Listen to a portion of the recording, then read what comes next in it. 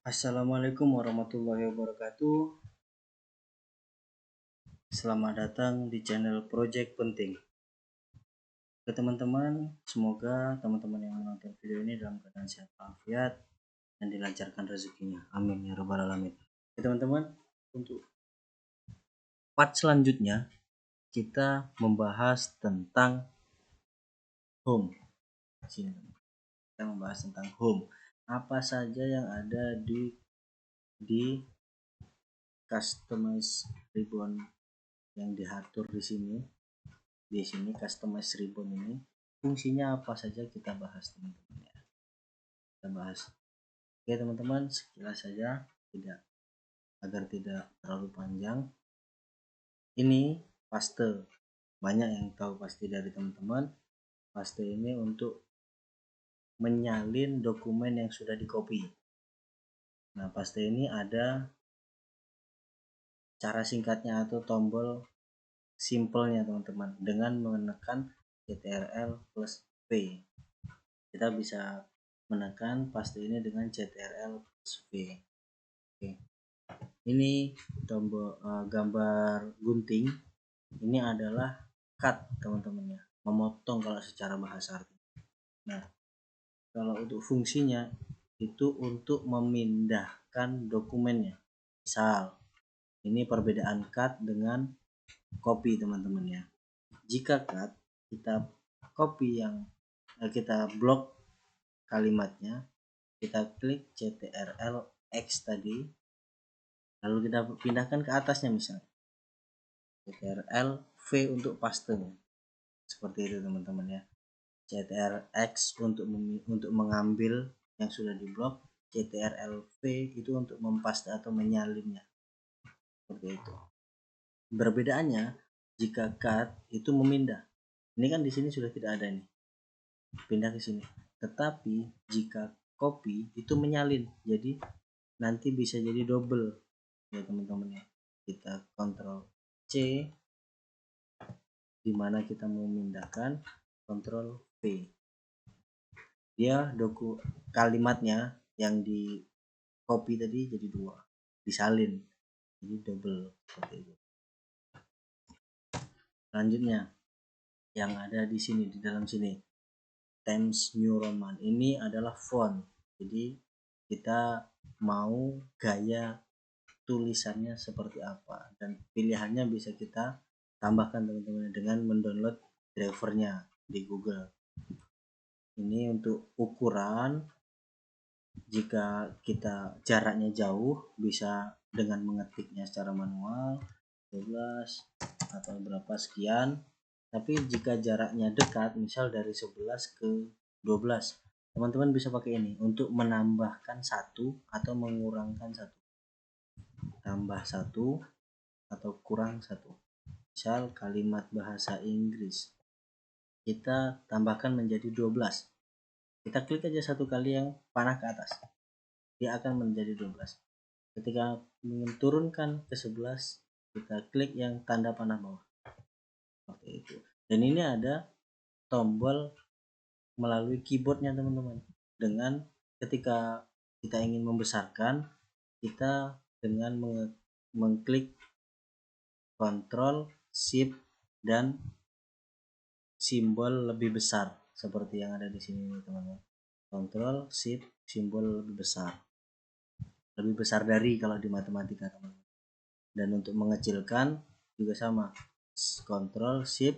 Nah, yang berbeda ini adalah kurang dari, atau tombol ini teman-teman ada di keyboard, jadi dia lebih cepat. Misal tulisan bahasa Inggris mau saya besarkan, saya tinggal klik Ctrl Shift yang lebih besar dari, nah dia lebih besar. Ingin mengecilkan berarti kurang dari, seperti itu. Yang di sini ini untuk menghapus format, misal ini, jadi kalau bahasanya untuk di default, dikembalikan lagi ke format awal. Nah, ini kan tulisannya Times New Roman, di situ stylenya normal, kita hapus di sini format. Nah, dia akan kembali ke setelan default awal. Setelan defaultnya apa? Fontnya Calibri, ukurannya tetap 11 karena memang ukuran normalnya 11. Stylenya normal seperti itu. Selanjutnya yang ini bold, untuk menebalkan bisa pakai CTRL plus B. Italic untuk memiringkan hurufnya seperti ini. Nah, miring itu CTRL plus I. Underline untuk menggarisbawahi itu bisa CTRL plus U seperti ini. Dan ini ada pilihannya, garisnya mau buat seperti apa, putus-putus atau nyambung atau gelombang. Lalu ini untuk meletakkan garis tengah di hurufnya. Nah, seperti itu, ibaratnya seperti untuk mencoret. Ini untuk membuat hurufnya kecil di bawah format huruf normal. Kita buat misal A nya ini kita buat kecil di bawah huruf normal seperti ini. Nah, dia akan kecil di bawahnya. Begitupun yang ini, tetapi yang ini untuk kecil di atas, seperti pangkat, akar pangkat. Ketika kita mau membuat, biasanya di matematika 2 pangkat 2. Nah, kita blok yang mau dipangkatkan, kita klik ini. Nah, dia akan seperti perpangkatan seperti itu. Kemudian hapus. Lalu ini untuk menambahkan formatnya, penulisannya seperti apa, kita blok misal. Lalu kita klik ini, kita pilih yang berbayang bawahnya. Nah, dia akan berubah, bawahnya ada bayangannya seperti ini, ada bawah-bawahnya. Kita ingin normal, yang ini berarti itu. Lalu yang ini untuk menggaris, kalau secara asli untuk seperti menstabilo. Nah, seperti menstabilo di blok, tapi dengan warna yang bisa kita pilih. Ini untuk mengubah, kita hapus dulu teman-teman, kita hapus dulu. Lalu ini untuk mengubah warna huruf ya teman-teman ya. Dan ini untuk bulletin atau kita kasih tanda. Kita coba, kita buka lembaran yang baru, kita edit di sini teman-teman ya. Misal ketik, enter, ketik. Kita bahas sekarang lewat sini. Ini kita blok, lalu kita klik ini, itu akan ada tanda di samping. Ada beberapa tanda yang bisa dipakai ya teman-teman. Tinggal dipilih checklist atau yang bulat yang tengahnya kosong, kotak atau kotak seperti persegi 4 seperti ini, yang bentuknya seperti ini, ada yang segitiga atau kayak panah seperti itu, bisa kita pilih. Selanjutnya ini untuk numbering. Numbering ini biasanya digunakan untuk karya tulis.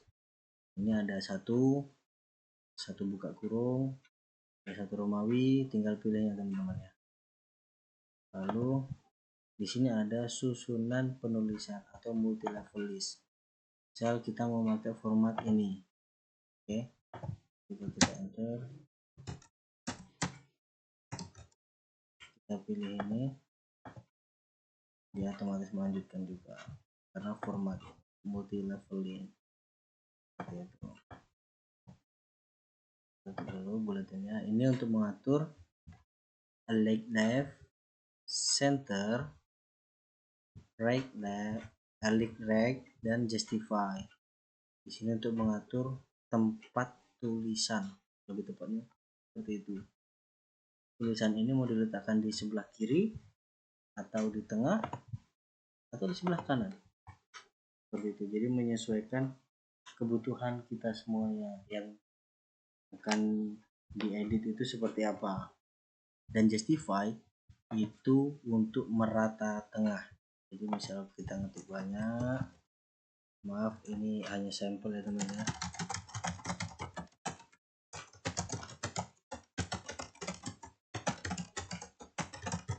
Kita contohkan teman-teman ya.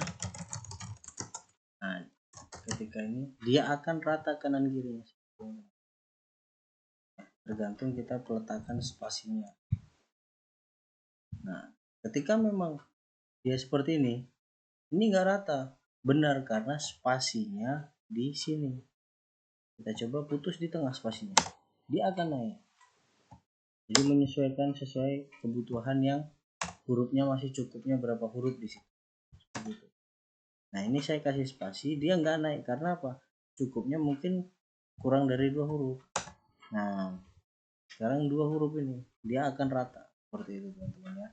Tapi di sini ada pengaturannya, ingin justify low, medium, high untuk membedakan jaraknya seperti itu. Di sini selanjutnya ini untuk line spacing paragraf. Jadi untuk jarak satu paragraf ke paragraf yang lain. Jarak satu paragrafnya mau berapa? 1.0, 1.15, 1.15, 1.5 atau lebih tebal lagi seperti itu. Nah, dia akan ada jarak lebih lebar atau lebih rapat lagi. Itu. Untuk ini fungsinya mewarnai teman-teman ya. Tapi untuk ini biasanya digunakan di table. Misal di atas kita ada table, blok yang garis atas, lalu kita kasih warna apa? Merah. Nah dia akan merah seperti ini, dia akan merah satu blok yang sesuai kita inginkan. Untuk menghapusnya lagi berarti kita pilih dan kita yang panahnya, lalu kita pilih panah. Nah dia akan hilang seperti itu teman-teman ya. Selanjutnya ini untuk membuat table, untuk buat garis, untuk buat garis kita mau mengaturnya misal hanya garis di table tersebut. Misal di table ini kita kasih nomor 20 nya ini aja. Oke, kita hilangkan cuma garis bawahnya, berarti kita klik yang garis bawah. Nah karena garis bawahnya tadi sudah ada, ketika kita klik yang kedua dia akan hilang. Untuk memunculkan lagi kita klik lagi yang ini, dia akan muncul seperti itu teman-teman. Dan ini untuk style, ini untuk mengatur gaya penulisannya. Ada heading, title, subtitle dan lain-lain di sini. Nanti teman-teman bisa lihat di video kami selanjutnya, ada beberapa style yang fungsinya untuk menjadikan daftar isi otomatis ya teman-teman ya. Ada video yang sudah kami upload sebelumnya seperti itu. Lalu ini di editing ada 3, yaitu find, replace, dan select. Find ini untuk mencari dokumen, biar teman-teman misal dari skripsi atau apa ingin mencari kata, maaf untuk bukan dokumen ya, kita ingin mencari kata, misal kita ingin mencari kata bahasa. Nah di navigasi ini akan muncul bahasa, letaknya di mana. Berhubung di sini hanya satu, langsung muncul yang cuma satu di sini. Jika ada kalimat bahasa di bawahnya, dia akan muncul berdasarkan jumlah tulisan tersebut. Seperti itu.